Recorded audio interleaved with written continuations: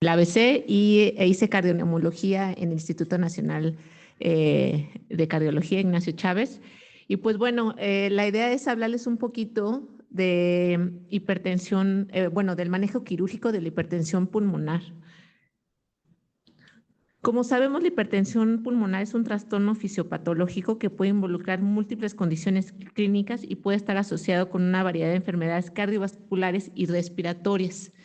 Entonces, la hipertensión pulmonar por trembolismo crónico es un grupo que es del grupo 4 de hipertensión pulmonar, que es secundaria obstrucción de la arteria pulmonar o de sus ramas, ¿no? Secundario a una tromboembolia pulmonar. ¿Por qué es importante y queremos hablarles de esta enfermedad? Es porque tiene una alta mortalidad. Si no se trata el tromboembolismo crónico, ¿no? O hipertensión pulmonar por tromboembolismo crónico, tiene una alta mortalidad.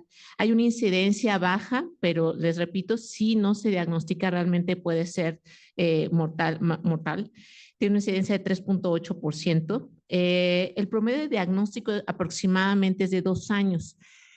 En algunas otras series, o sea, de inicio de los síntomas a que el paciente recorre como este proceso diagnóstico, se puede llevar hasta 14 meses. Y bueno, el 25% realmente no tiene historia de embolismo, que eso también es muy importante, porque si dices, oye, puede tener hipertensión pulmonar este paciente que tiene disnea, que realmente no le encuentro una causa exacta de la disnea, o que esté haciendo, por ejemplo, falla cardíaca, y dice, oh, ¿sabes qué? No tiene antecedente de hipertensión pulmonar, ok, no hay que guiarnos solo por eso, ¿no? Porque sí una proporción considerable de pacientes puede no tenerla.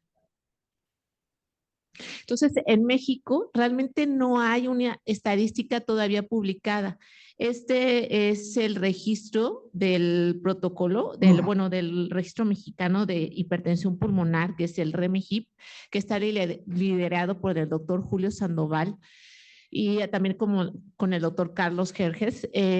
Todavía no se publica, es un estudio donde se evalúa la incidencia del grupo 1 de hipertensión arterial pulmonar y del grupo 4. Pero bueno, por cuestiones de que están puliendo ahí los datos, todavía no se ha publicado. Entonces, bueno, pues lo estamos esperando justo para saber esta incidencia, donde hay médicos también del IMSS, del ISSSTE. Entonces, bueno, yo agarré esta información de un estudio retrospectivo que se analizó en el Instituto Nacional de Cardiología, ¿no? Que es obviamente que todos conocemos que es un centro de referencia donde reclutaron a 427 pacientes con historia de tromboembolismo pulmonar agudo, bueno, no con historia, sino que presentaron tromboembolismo pulmonar agudo, ¿no? Y ahí vieron que el 53.4% eran mujeres con una media de edad de 53 años y de estos el 13.3% desarrolló hipertensión pulmonar tromboembólica crónica, que es más o menos la estadística mundial. Entonces, a nivel internacional está el registro europeo y también está el registro de la Universidad de California en San Diego, que también es un centro que nos va a hablar el doctor Iván Hernández, uno de los principales centros con alta experiencia en tromboembolia pulmonar, bueno, perdón, en tromboendarterectomía, y también un registro japonés. Aquí, por ejemplo, quiero que se enfoquen en cuanto a la edad y el sexo. El registro europeo y el registro de San Diego principalmente eran hombres, al contrario del japonés, que eran mujeres, una media de edad entre los 50 y 60 años de edad.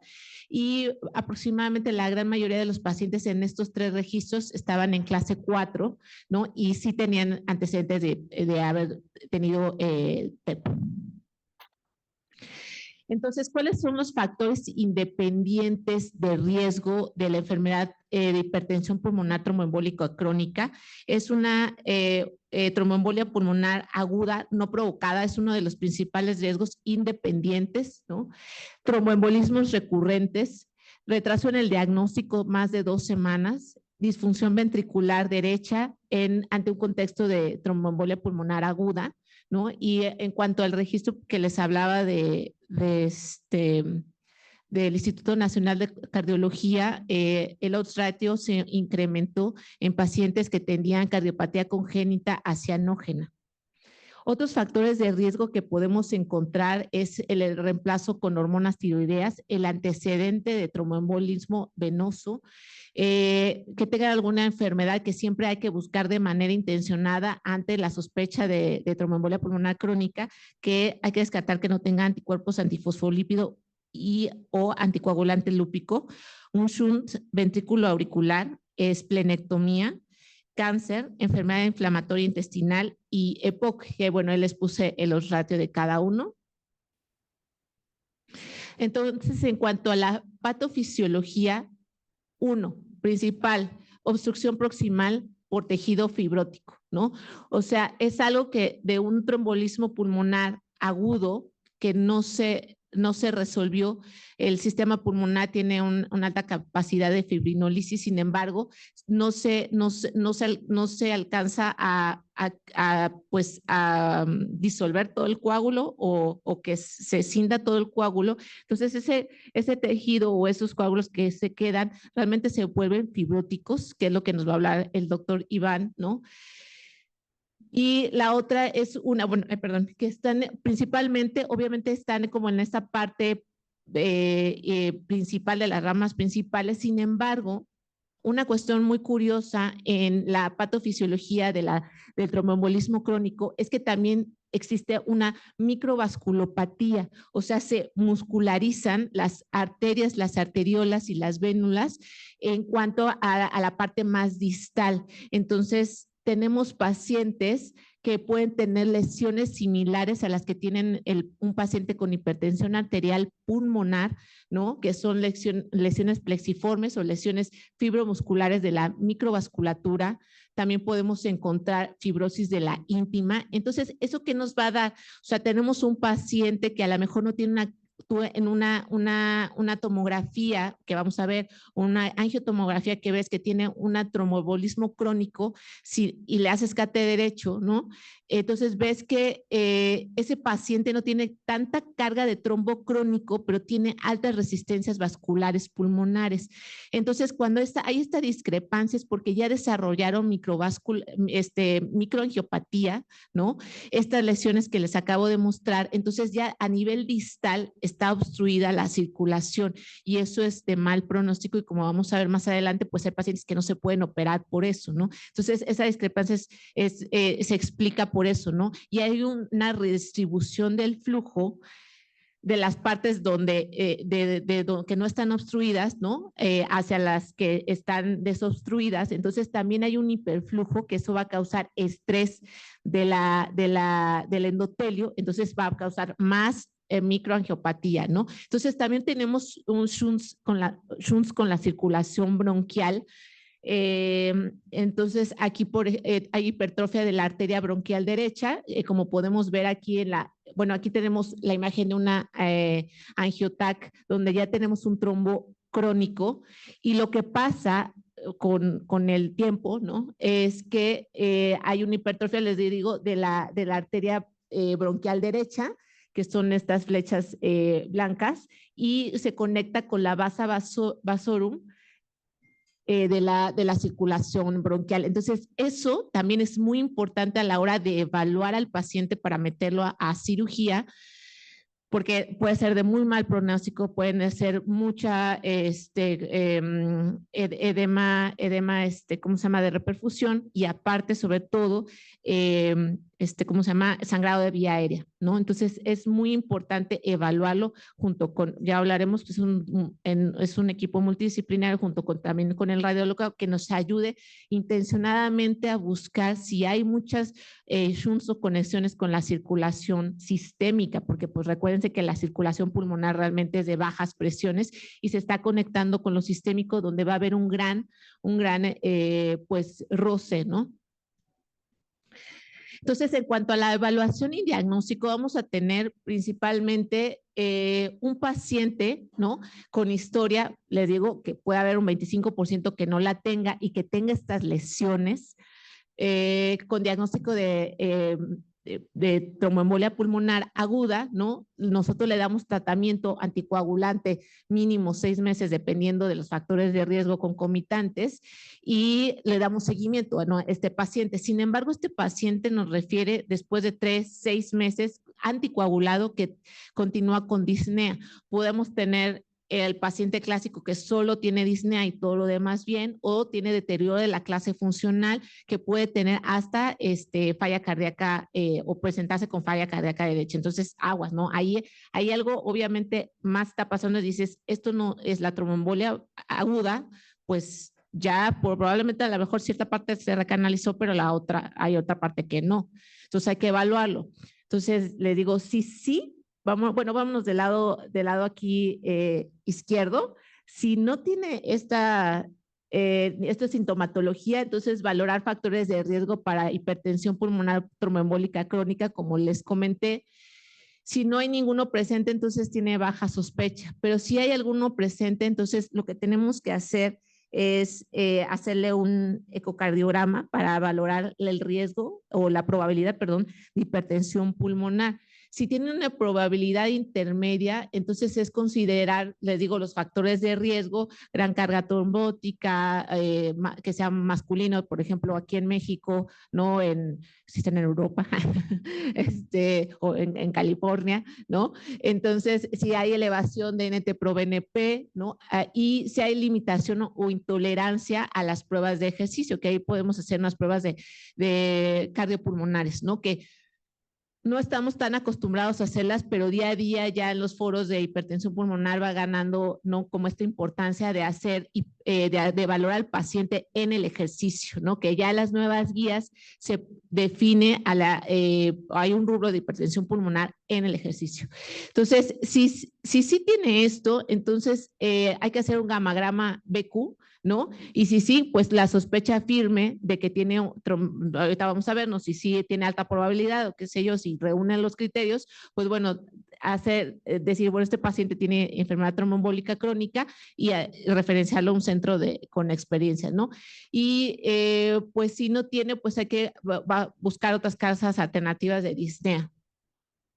Entonces, el camino a seguir de nuestro pobre paciente va a ser que, bueno, primero hay que revalorarlo, ¿no? Hay que hacer un ecocardiograma para pues, valorar la función ventricular, pues sobre todo derecha, pero también tenemos que valorar la función ventricular izquierda, porque este rubro de edad que les dije que es entre los 50 y 60 años, probablemente ya tengan algún tipo de disfunción diastólica, ya tengan alguna enfermedad del lado izquierdo, entonces hay que ver qué contribución del lado izquierdo está dando esa disnea y sí nos puede causar algún problema a la hora de meterlo a cirugía. Entonces, bueno, ya nosotros ya sabemos que en el ecocardiograma nos podemos encontrar, ¿no? Dilatación del ventrículo derecho con alteraciones de la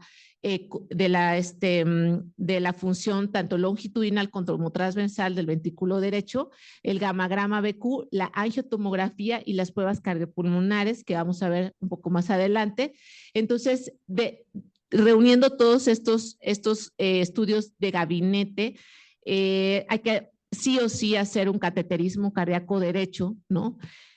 Y pues el diagnóstico hemodinámico de hipertensión pulmonar tromboembólica crónica va a estar dado porque tienes una presión de la arteria pulmonar media más de 20 milímetros de mercurio. La presión de enclavamiento pulmonar tiene que ser menor o igual a 15 milímetros de mercurio. Les digo como que descartando este paciente que pueda tener falla izquierda. Sin embargo, hay que ver, ¿no? Si viene en un contexto se nos presenta el paciente en un contexto de falla aguda derecha, entonces el paciente puede pues, estar sobrecargado, ¿no? Hipertensión venosa sistémica, entonces, bueno, hay que tomarlo ahí con reserva, pero bueno, el chiste es evaluar bien a través de cateterismo derecho. Y las resistencias vasculares pulmonares mayores o iguales a 2 unidades Woods, ¿no? Entonces, también se tiene que evaluar a través de una angiografía pulmonar, porque así podemos ver nosotros las lesiones que vamos a ver más adelante, las lesiones a nivel angiográfico, porque eso nos va a permitir, ¿no? Si ya tenemos esta alta sospecha de hipertensión tromboembólica, nos va a permitir planear también qué vamos a hacer, si lo vamos a meter no a cirugía o a una angioplastia pulmonar que vamos a ver más adelante. Entonces, ya teniendo todos estos positivos, ¿no? Pues puedo yo decir que mi paciente tiene tromboembolia pulmonar crónica, hipertensión pulmonar tromboembólica crónica. Entonces, es un manejo multidisciplinario, ¿no? Aquí, ya sea que le haga una tromboendarterectomía, que es pues desde elección, el tratamiento de elección, le haga una angioplastia pulmonar con balón que tiene ahora ha ganado más terreno, o un tratamiento médico que puede ser farmacológico con el Riociguat o multimodal, que ahorita vamos a ver. Entonces, un BQ normal me va a descartar hipertensión pulmonar tromboembólica crónica hasta en un 95% con especificidad. Ahora, realmente aquí en México, mis compañeros radiólogos nucleares, pues lo que nos comentan, ¿no? Ahorita que justo estoy con Manuel Ricaño tratando de evaluar una paciente con probable tromboembolia pulmonar crónica, o sea, no hay ya en México ahorita no hay para poder hacer la parte ventilatoria del BQ. Entonces, tenemos otras opciones, ¿no? Si bien en la literatura, en las guías, todos siempre te ponen que el BQ es lo que se tiene que hacer. ¿Cómo se llama? Si ya es un estudio biplanar, pues es mejor, ¿no? Ahora, ya igual muchos estudios, ¿no? Aquí en el Radiology, que compara la sensibilidad de la angiotomografía, ¿no? Pulmonar contra el BQ planar, que es el que les acabo de mostrar, o el BQ SPECT. Entonces, como podemos ver, realmente la sensibilidad de los tres es casi igual. Entonces, lo que me comentaban los radiólogos, oye, ¿sabes qué? Pues podemos hacerle una angiotomografía, podemos ver bien la vasculatura, podemos ver si tiene alteración, bueno, trombos crónicos, ¿no? Y bueno, valorar a través de este estudio. También muchos he dicho, la resonancia es un estudio mucho más caro y no tan accesible.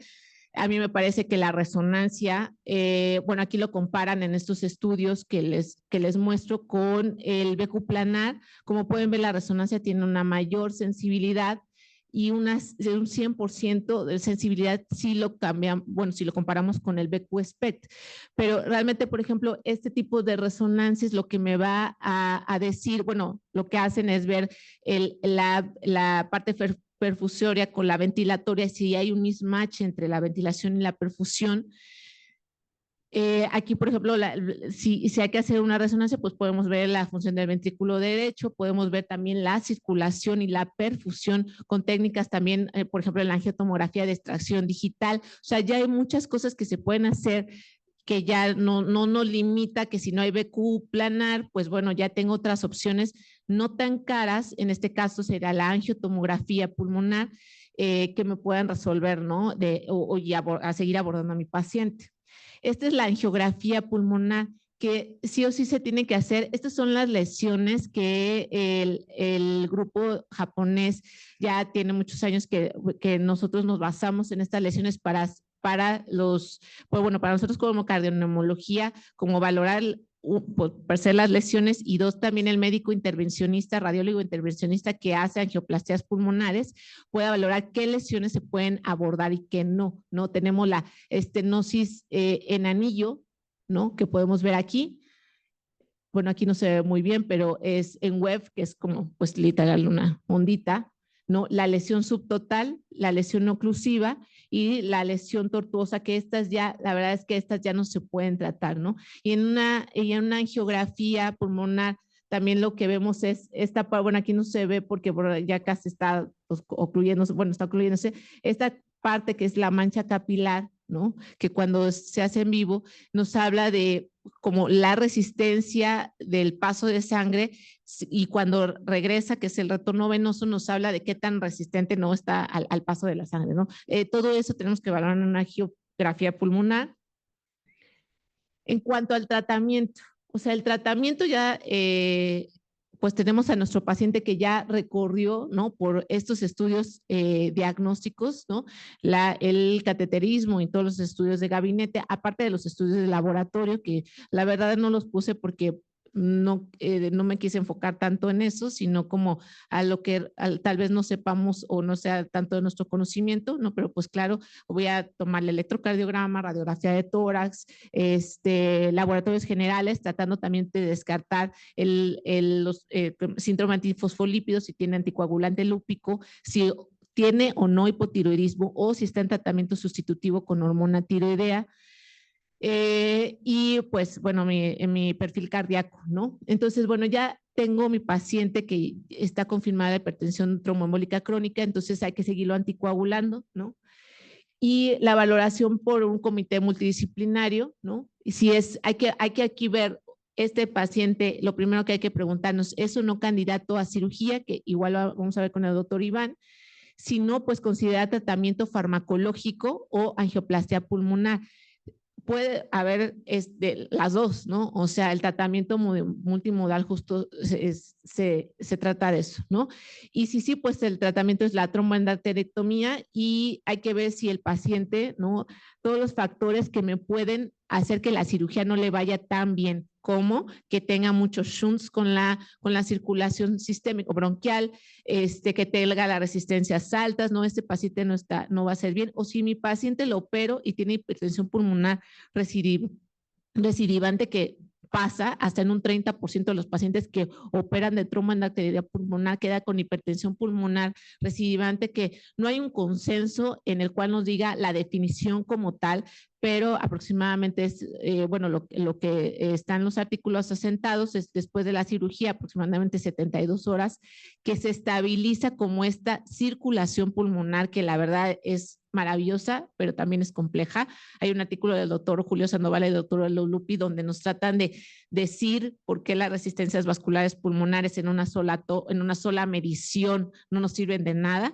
Por ejemplo, en Cambridge lo que hacen es hacer mediciones del lado derecho y del lado izquierdo, y aún así no sabemos de ciencia cierta cuáles son las resistencias vasculares del paciente. Una sola medición de un lado no nos va a reflejar la circulación, porque ya les dije que puede ser una microangiopatía que a nivel distal ya nos va a conferir que pues se transmita o haya mayor resistencias vasculares pulmonares, que sí les podemos ver por cateterismo cardíaco, la morfología de la onda del clavamiento pulmonar se puede ver, pero tienes que ser muy acuicioso y saber, ¿no? Realmente la fisiología de la circulación pulmonar. Pero bueno, entonces aquí se puede quedar con hipertensión persistente, ¿no? El paciente.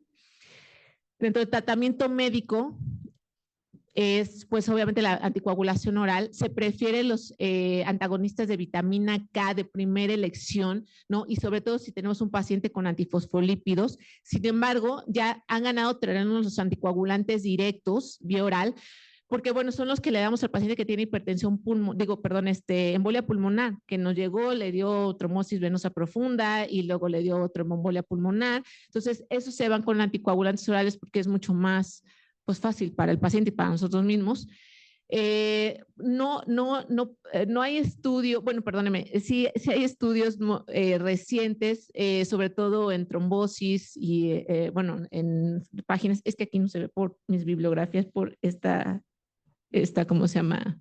Ay, la barra, pero bueno, principalmente estudios donde han comparado los antagonistas de vitamina K con los anticoagulantes directos y realmente no hay mayor incidencia de sangrado. Sin embargo, ¿cuál es el problema con los anticoagulantes directos? Es que han visto que los pacientes pueden recurrir o tener, ¿cómo se llama? Retrombosis, ¿cómo se llama?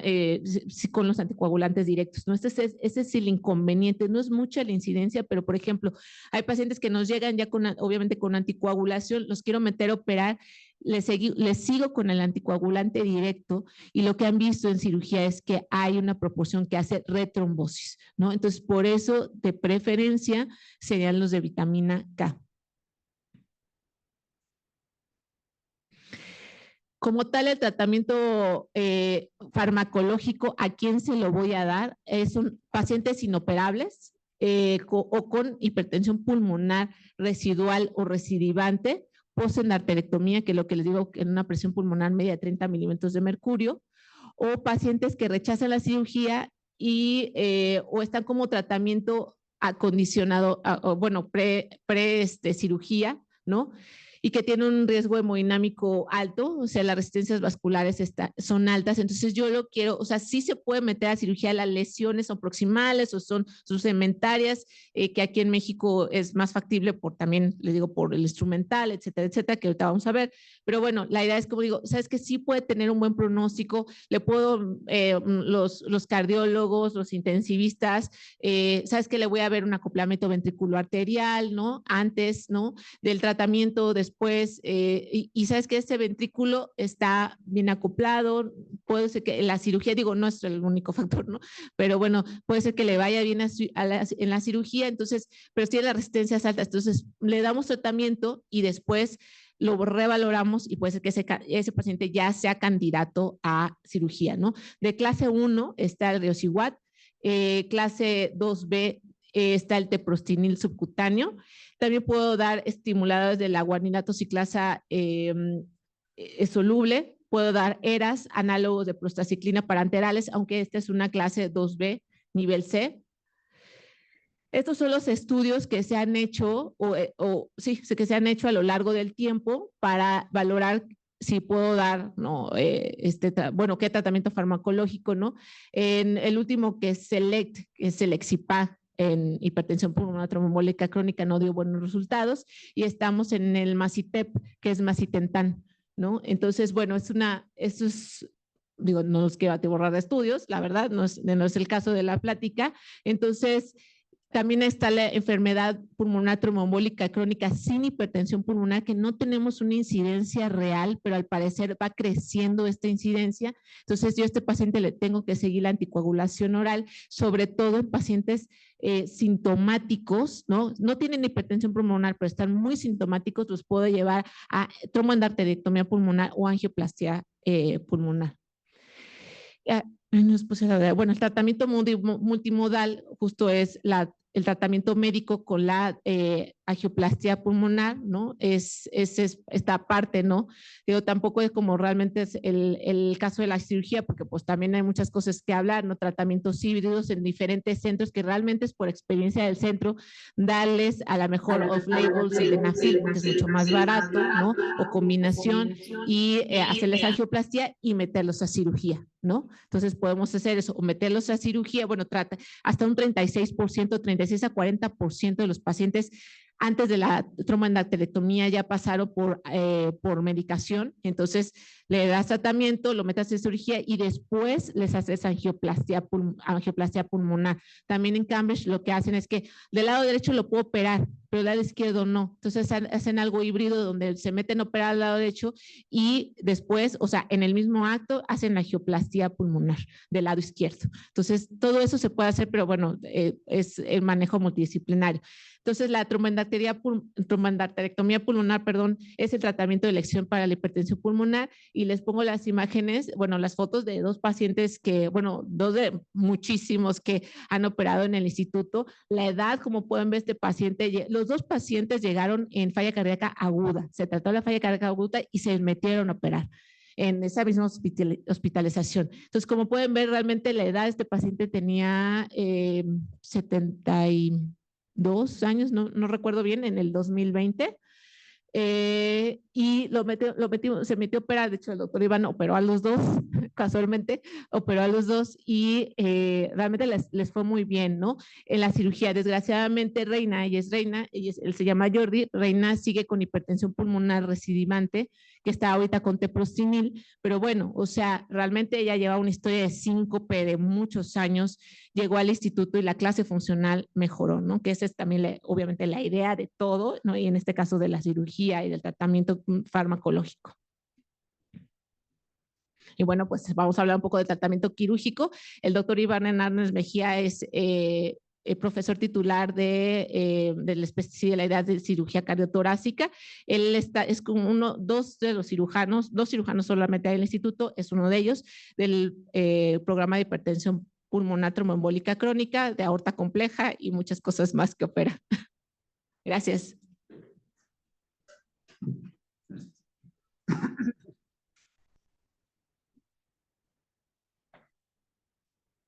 Muchas gracias por la invitación a esta sesión. Como ya lo comentó la doctora, esta situación, si no la piensas, obviamente no la vas a diagnosticar y el grupo grande de médicos que tienen en sus manos estos pacientes, aunque sí lo conozcan, probablemente no se enfrenten a los resultados que ofrecen los tratamientos más invasivos, como en este caso la cirugía o bien la angioplastía, y cambiar la vida de estos pacientes es esencial. Los manejos en equipo pues son los que ofrecen mejores resultados. Como ya comentó la doctora, soy el profesor titular en la especialidad en cirugía cardiotorácica ahí en el instituto, y tengo también el desafío y el honor de participar en grupos de alta especialidad como este de la clínica de hipertensión pulmonar crónica tromboembólica. El, Consideramos que pues está infradiagnosticada y este es un tema muy importante que atender. El camino de nosotros y obviamente como grupo y lo que queremos transmitir ha sido largo. Nuestros antecedentes son desde 1966 con el doctor Quijano Pittman, quien inició con un proceso de atención de estos pacientes en extremis. Los casos los hizo por toracotomía y de eso solamente un caso lo hizo con asistencia de una circulación extracorpórea. Fueron los inicios. El grupo empieza a partir del área clínica con la formación de la clínica de hipertensión pulmonar y está abordado por el grupo multidisciplinario que se comenta que obviamente pues en todos los centros de excelencia se cuentan cardiología, cardioneumología, hemodinamia, anestesiología, perfusión, rehabilitación física, terapia posquirúrgica, todos tienen que aportar a este proceso. En el 66 que empezamos con esos casos, o se empezaron con esos casos, en el 89 se formaliza la clínica de hipertensión pulmonar, para el 90 se inician los primeros casos ya establecidos de cirugía propiamente de la tromboendarterectomía pulmonar y empieza nuestra primera era. Del 90 al 2015 son considerados nuestros primeros casos y ahí se reorganiza un poco la estructura del departamento quirúrgico y de cardioneumología e inicia otra etapa para este momento, aproximadamente ya 176 casos, un poco más ya de los últimos no agregados en esta estadística. El protocolo, y que obviamente es lo que queremos transmitir para formalizar un centro de excelencia, es que probablemente como la última parte de la plática de la doctora acerca de los tratamientos off-label y de donde se puede combinar, ayudarle a un paciente utilizando una combinación, una gama de combinaciones, lo puedes atender. Sin embargo, si quieres obtener los mejores resultados, pues te debes mantener en el camino y eso es tener tu protocolo. Tu propio protocolo quiere decir estandarizarlo a tu centro y obviamente seguirlo para que todos empaticen con el mismo y los resultados sean medibles y obviamente corregibles. Nosotros adoptamos un poco del protocolo de San Diego y pues no pasarnos de las resistencias de 1100, donde eso es lo que nos ha dado los mejores resultados. Que tengamos lesiones proximales accesibles, que los pacientes pues en verdad tengan síntomas para llevarlos a este procedimiento. Hay algunos grupos que pues optan por llevarlos todavía en clases funcionales más tempranas e idealmente podemos llegar a eso, ese es el siguiente brinco. Que no exista una enfermedad ya preexistente parenquimatosa y la correlación de las imágenes con las resistencias vasculares pulmonares, que es de los temas más importantes actualmente en los grupos que empiezan a operar esta entidad, y obviamente las resistencias añadidas con las presiones pulmonares que nos hablen de una función cardíaca adecuada, porque se conjunta esto, que obviamente queremos atender lo pulmonar y descuidamos un poco lo cardíaco y ahí se nos van.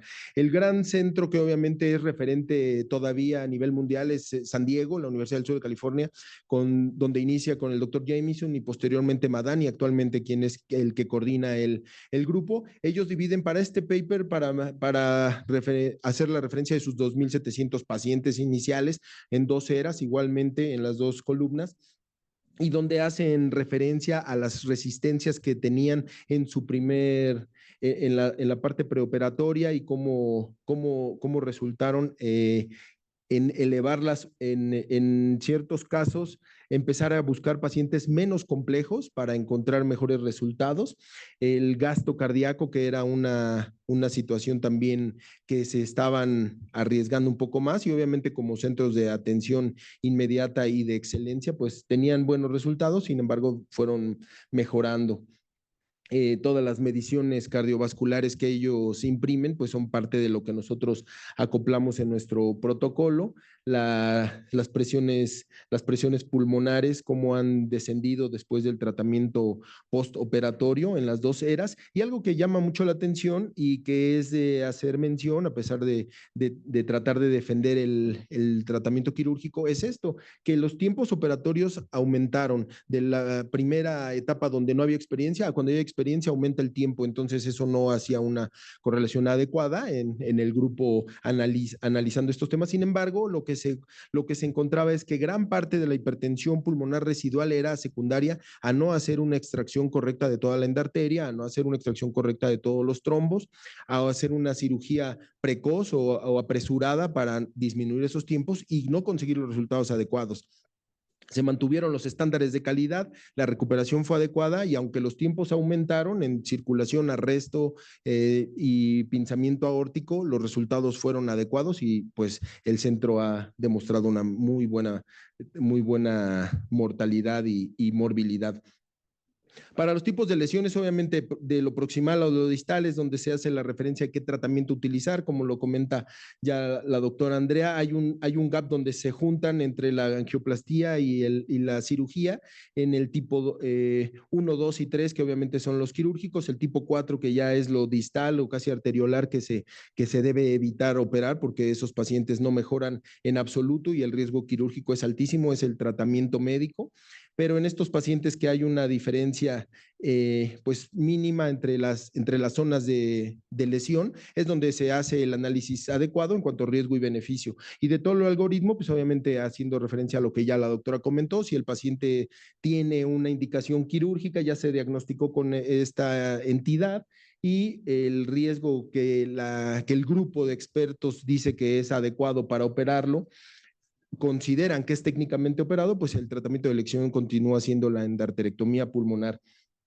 Aquellos pacientes que el riesgo ya no es aceptable sobre su beneficio, pues van a la angioplastía o bien al tratamiento médico. Pero analizar eso, pues es voltear a ver esto, ¿no? Cómo le va a cambiar la vida al paciente y los porcentajes, pues lo marcan los pacientes que más cambian de su clase funcional, de entrar en una clase muy deteriorada, 3, 4, casi el 40% llegan a clase funcional 1 con la cirugía, solamente el 10% con las angioplastías con balón y únicamente el 4% con el tratamiento médico. Entonces, esto es lo que cambia la vida de los pacientes. En realidad es que los pacientes llegan con síncope, no entendible, por eso se analiza bastante toda la parte cardiovascular. A veces se retrasa el tratamiento, una disnea considerable, retrombosis, infecciones, hipoxemia crónica, que van deteriorando la calidad de vida de estos pacientes. Retornarlos a imágenes como las que muestra la doctora de los pacientes que se van caminando y reactivan su vida, pues es lo que se apuesta. El metaanálisis más completo actualmente que suma todos los resultados de todos los grupos que van dando un poco de su opinión de lo Forte, habla de los dos grupos que sumados son más de 3,000 pacientes, el de Madani y el de la Unión, el de Gran Bretaña, donde la mortalidad pues lleva a suponer que es un tratamiento que todavía pues se debe de continuar altamente recomendado, 4.2 en el grupo de Madani con pacientes de alto riesgo que han subsistido y los pacientes 3.7 en el grupo de la Unión Europea que están atendidos allá. Y obviamente, pues en este mismo metaanálisis se sumariza que la mortalidad va desde el 0.8 hasta el 24%, 8.4 global, es inversa a la cantidad de pacientes que se tiene en un centro, obviamente eso es considerable, por eso se suma que más centros de excelencia se formen.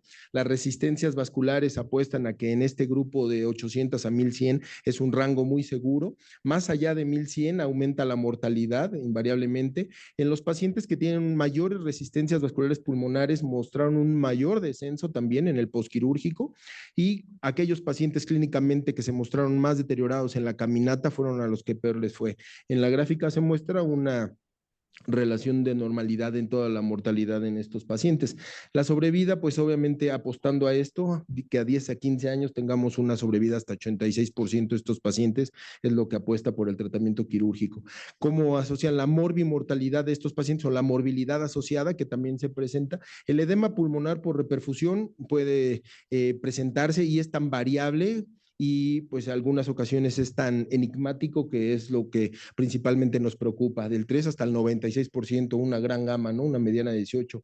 Utilizar ECMO, balón como ayuda para la etapa posquirúrgica inmediata, pues también controversial de 0%, porque el grupo fuerte de Madani, el grupo de San Diego, metiendo pacientes más sencillos, obviamente optan por no utilizar ECMO, ya que no han requerido ese manejo. Sin embargo, los otros grupos que obtienen pacientes que ya no los quieren mandar a estos centros, que los mantienen un poquito más en estudio, se va a la clase funcional, el ventrículo se daña más, tienen un poquito más de riesgo de salir del quirófano y obviamente, pero todavía es quirúrgico, se les ofrece eso y si hacen la reperfusión, si hacen la disfunción ventricular, pues tenemos el apoyo del ECMO para atender estos casos. Y con esos aún utilizando ECMO, la sobrevida, pues aunque baja, pues es suficiente para algunos pacientes que estaban en extremo, ¿no? Y principalmente las causas, pues sí, la falla del ventrículo derecho, la falla de salir de bomba o la hipoxemia refractaria por la hipoperfusión. El sangrado y la reoperación en estos pacientes, pues suele ser también una piedra angular para la morbilidad y pues también los reportes van variables en ese rango, un poquito mayor que la cirugía cardíaca convencional. Y finalmente, por el tratamiento de la hipotermia profunda y el arresto circulatorio, nos enfrentamos a datos como sedación, confusión, letargia y en algunos casos que nosotros hemos observado algunas neuropatías, sobre todo periféricas. La hospitalización general de 4 a 15 días, eso es lo habitual, postquirúrgico, y 10 a 45 ya total en el hospital. Y la hemodinámica que buscamos es obviamente que las resistencias vasculares bajen hasta más o menos 254, eso es lo que se ha mostrado en estos estudios, que ha bajado, y la presión pulmonar que disminuya considerablemente para tener esos resultados. Pues es un procedimiento factible, la tromboendarterectomía, la mortalidad. Lo que buscamos es obtener pues unas metas hemodinámicas adecuadas, disminuir esas mediciones, las metas respiratorias que son obviamente asociadas a la clínica inmediatamente y pues las profilácticas con todo el tratamiento médico. ¿De qué dependemos? Seleccionar bien a los pacientes. Cuando ya empieza una clínica de esta magnitud, pues los pacientes que se atienden, si se operan 200, pues en realidad es que tenemos más de 1,500 en la clínica por todos los que no han sido operados o que ya no están en tratamiento óptimo, ¿no? Para operarse. La técnica quirúrgica es parte importante del tratamiento y obviamente el posquirúrgico sin igual. Nuestra cuestión es a quién sí podemos operar, a quién debemos operar, pues los pacientes que seleccionamos de manera eficaz es a estos pacientes sintomáticos que tengan trombos asociados o no a hipertensión pulmonar. Los mejores resultados se van a obtener con la endarterectomía total, entonces obviamente apostando a eso, que aunque tardes un poquito más en la cirugía, si tienes tu control de calidad adecuado, pues vas a ofrecer mejores resultados, bajar la resistencia a menos de 500 dinas para evitar una hipertensión pulmonar residual. Obviamente eso es lo que buscamos, no siempre depende solamente del tratamiento quirúrgico, sino algunas condiciones histológicas. ¿Qué pueden ser? Pues la obstrucción de vasos subsegmentarios, la arteriopatía de los vasos arteriales que ya se desobstruyeron, pero que tienen esa lesión ya muscular o la fibrosis, y algunos que no se lograron desobstruir. Esto es lo que lleva a eso. Entonces, la suma de estos 3 puntos es lo que nos lleva a un tratamiento adecuado. La operabilidad de estos casos es controversial. ¿Por qué? Porque las imágenes las revisan 20 personas, entonces a unos les parece quirúrgico, a otros no. Obviamente el grupo experto es quien puede dar su opinión y obviamente hacer el análisis de estos resultados.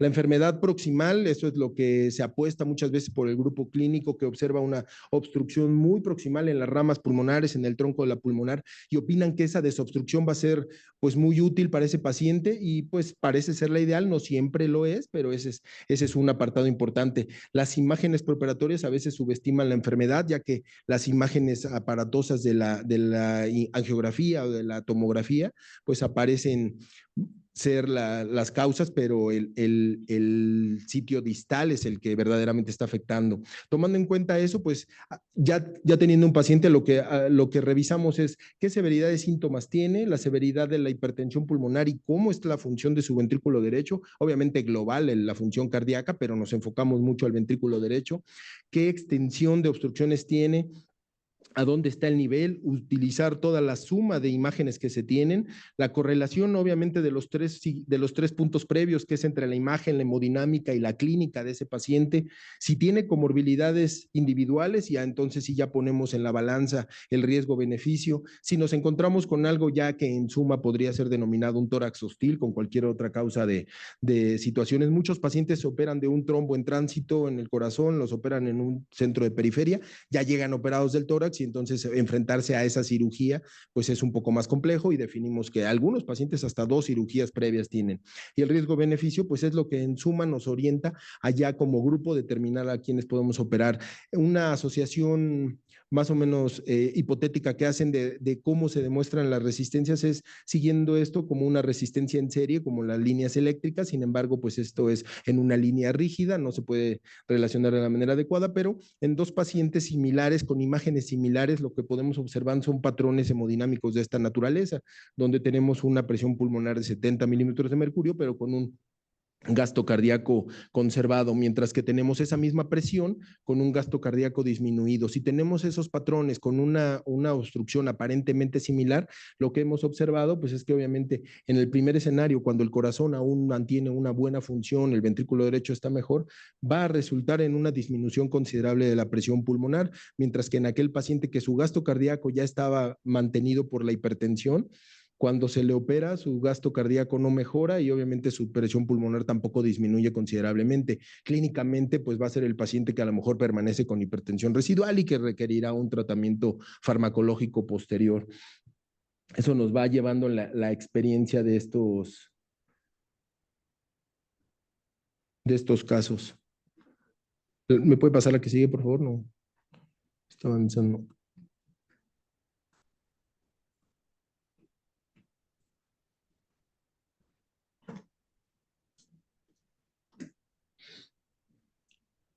El cateterismo, obviamente, pues muchas gracias, involucra el análisis puntual y esta es la parte fina del análisis hemodinámico, que es un cateterismo especializado donde podemos identificar con estas curvas en realidad cuál es el mayor peso que se tiene. Obviamente con todos esos grandes estudios donde se puede encontrar que las resistencias de un lado suman 600, la del lado izquierdo suman 300, podemos encontrar que esa sumatoria nos da la total, pero identificar a qué corresponde mayormente la hipertensión, si a la parte proximal o a la parte distal, nos ayuda a entender si en realidad un paciente con una correlación que tiene una tomografía con unos trombos proximales muy grandes, una endarteria rígida proximal, pero que encontramos que su componente es principalmente distal, aunque lo operemos, no le vamos a ayudar en gran medida.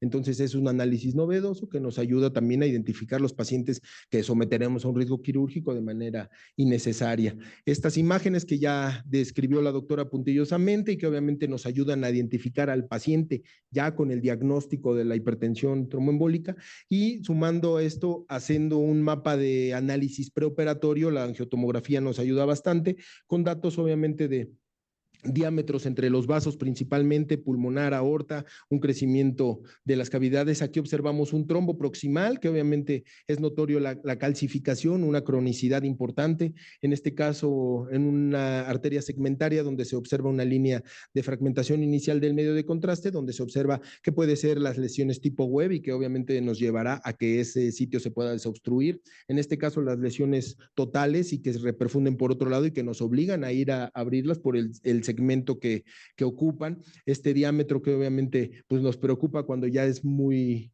aparatoso ese ratio entre la aorta y la pulmonar, y también ¿no? Más de 3:1 entre el ventrículo derecho y el ventrículo izquierdo son de mal pronóstico y desde aquí se pueden evaluar. Finalmente, el patrón de atenuación en mosaico y de los infartos pulmonares previos en estos pacientes, que si bien no es una condicionante, también se llegan a asociar con sangrado de la vía aérea, y cuando encontramos sangrado de la vía aérea, el 95% de los casos suele ser mortal, entonces no podemos pues predisponer a un paciente que tenga muchos eventos de infartos a una cirugía si no tenemos algún control de la vía respiratoria mayor para esos casos. Y estos esquemas de suma de imágenes pues nos ayudan bastante a encontrar que en el gamagrama ventilatorio y perfusorio sumado a las imágenes de tomografía nos dicen que si es el sitio donde estaba hipoperfundido, no se observa una mayor lesión de infarto y correlaciona bastante bien con la angiografía porque es la arteria lobar superior derecha la que está obstruida y como todo ese segmento es importante el que se pierde, pues nosotros planificamos tardar un poquito más de tiempo y desobstruir esta lesión a como de lugar, entonces ese es parte del planteamiento. Calcificaciones que continúan a 10 años y obviamente desobstrucciones que ya se observan adecuadas en este imagen desde el mismo paciente 10 años después y finalmente pues esta tecnología novedosa de la sustracción y el cone beam de la tomografía, donde observamos en la angiografía que aparentemente por la cercanía con la pleura o con el diafragma ya vemos un segmento muy pequeño del vaso y suponemos que probablemente ya no le podamos ayudar mucho con este segmento, que sería arriesgarlo mucho para destapar un segmento de 1 centímetro y medio y pues muchas veces con la angiografía nos quedamos con la idea de este paciente no es quirúrgico, con esta imagen tomográfica, obviamente observamos que a partir de ese vaso salen 6 vasos y que el segmento que se va a reperfundir es muchísimo más, y entonces es un paciente que se presume que si tiene el riesgo tolerable de cirugía, debe ser explorar ese territorio y obviamente la técnica quirúrgica es trascendental para abrir. De igual manera, esta imagen donde el vaso está completamente obstruido y es posterior a la cirugía, como se encuentra la recanalización del mismo al desobstruirlo.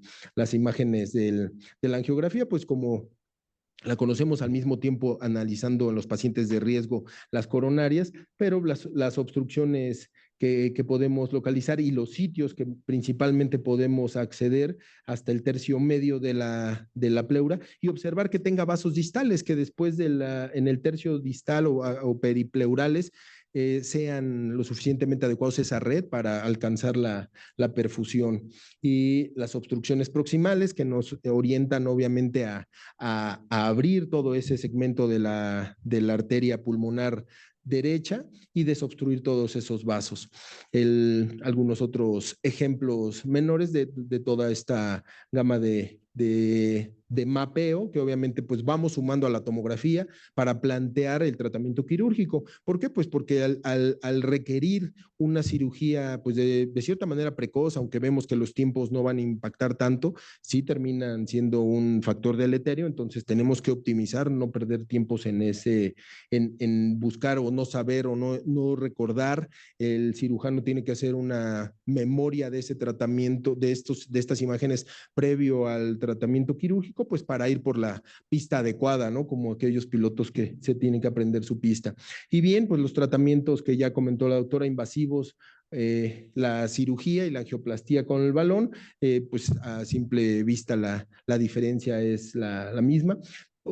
Puntualmente, pues lo que se requiere es algo que hay en los centros de experiencia donde se opera cirugía cardíaca, no se ocupa nada extra, obviamente orientado a este proceso, el anestesiólogo, el cirujano, perfusionista, instrumentista y ecocardiografista, obviamente sí entrenados en este procedimiento.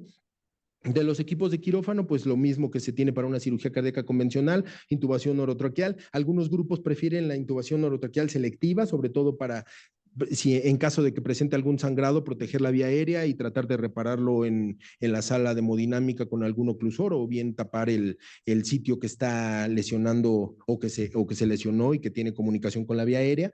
No todos los grupos lo hacemos, nosotros no lo preferimos, la intubación normal. El catéter central, un catéter o una línea arterial radial y también una femoral, siempre por el control de las presiones. Obviamente la temperatura va a ser muy importante en estos casos bajarla porque se tiene que cuidar o bajar el metabolismo de todo el cuerpo, la monitorización cerebral, el uso del NIRS o el POLAR y el electroencefalograma continuo en el quirófano son importantísimos para evaluación de estos casos. El instrumental, pues obviamente los grupos grandes que notaron cuáles eran los problemas técnicos desarrollaron su propio instrumental, lo comercializan y es un set de pinzas del grupo de San Diego, el set de Madani, que incluye estos estas disecciones que por su longitud y por su bisagra, pues nos ayudan a transferir la fuerza y poder tener los trombos distales y la endarteria sin perderla y que no se vaya a embolizar. Y los aspiradores que se conectan a los aspiradores de la bomba, que tienen una punta roma que van a disecar la endarteria. Esta canulación, la van a ver en el video más específica. Es una canulación que hacemos bicabal, aspiramos las cavidades izquierdas y lo que buscamos es esto, separar la endarteria de la parte muscular para poder sacar todo el espécimen y que esto verdaderamente sea. La experiencia para determinar qué tanto puede ser endarteria, trombo, calcificación, pues ya depende de lo que vas operando en la vida y que vas identificando, porque muchas ocasiones si no tiene una endarteria rígida, lo perforas al querer quitar esa parte que es el endotelio sano, ¿no? No lo identificas de manera adecuada.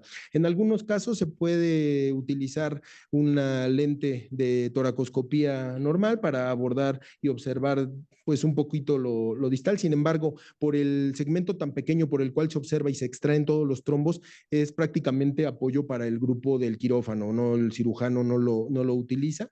La visualización que puede llegar a tener el grupo quirúrgico, pues puede ser esta que es bonita para la cirugía, sin embargo, pues no le ayuda mucho al cirujano. Es importante reentrenarse como grupos quirúrgicos porque son instrumentos más largos en un mismo campo donde normalmente no se está habituado, hay mucho riesgo de contaminación, el cirujano no puede dejar de ver el trombo ni soltarlo porque si lo suelta se pierde y se va al fondo de esa arteriola y entonces ya lo perdió y es un tratamiento pues fallido.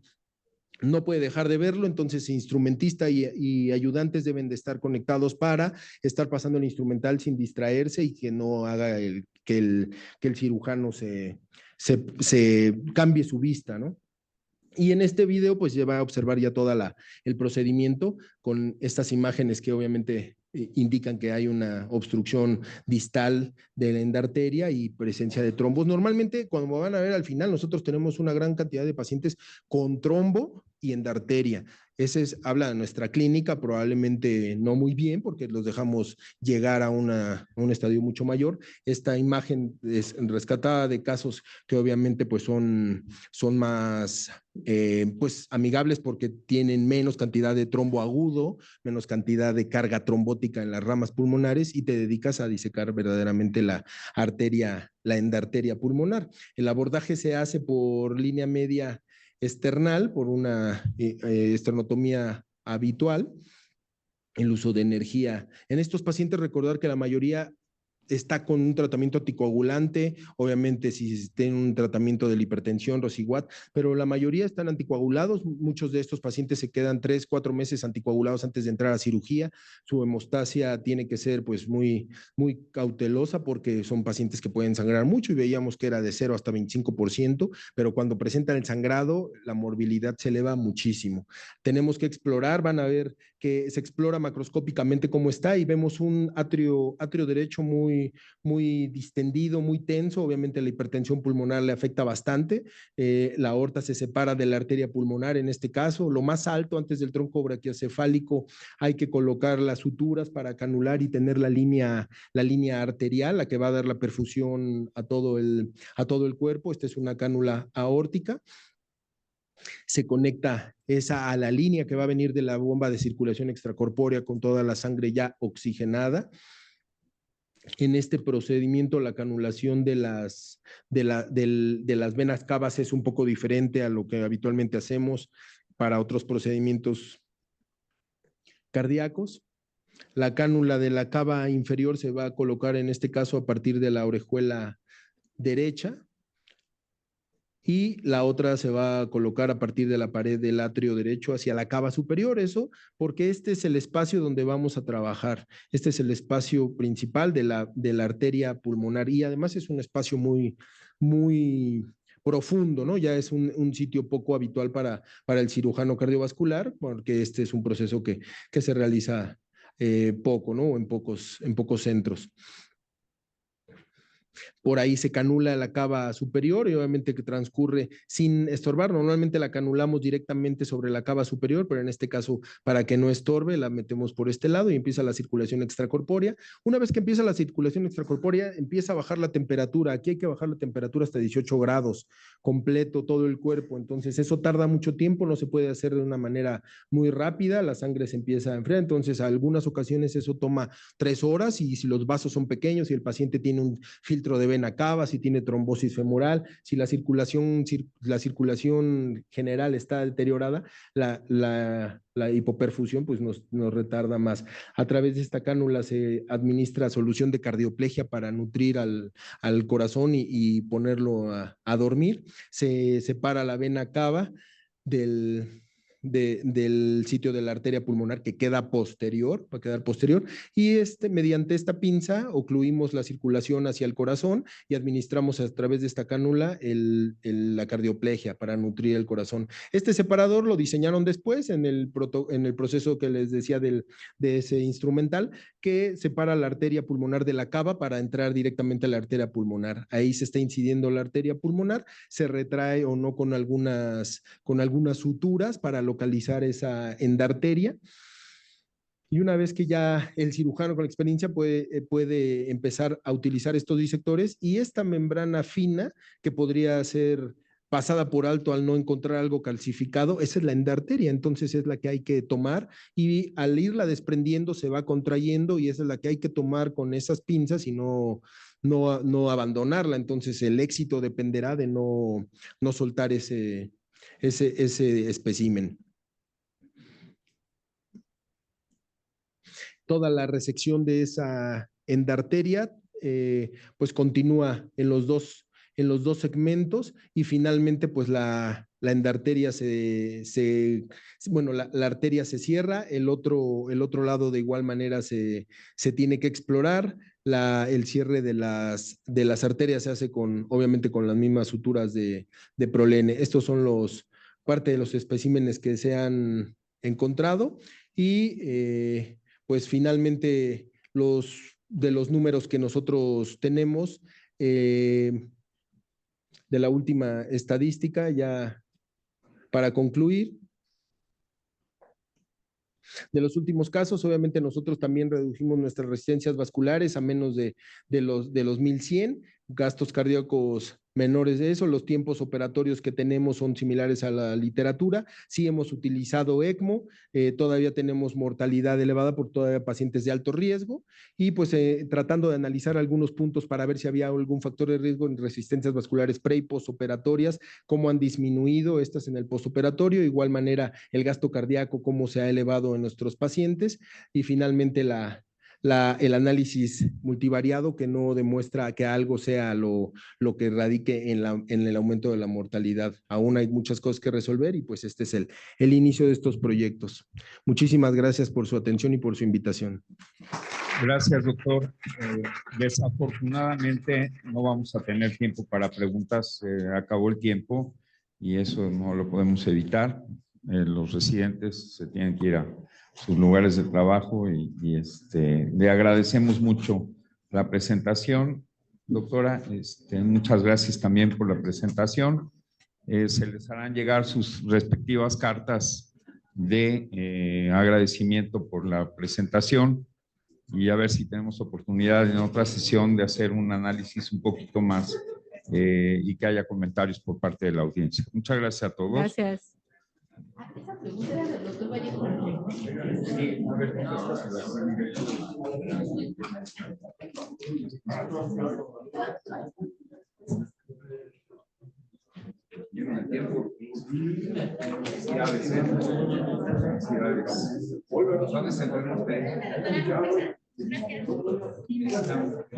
sí, seguro que sí.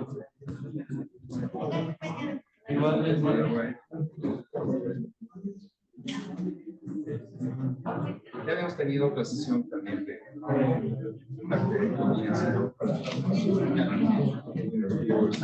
muchas gracias.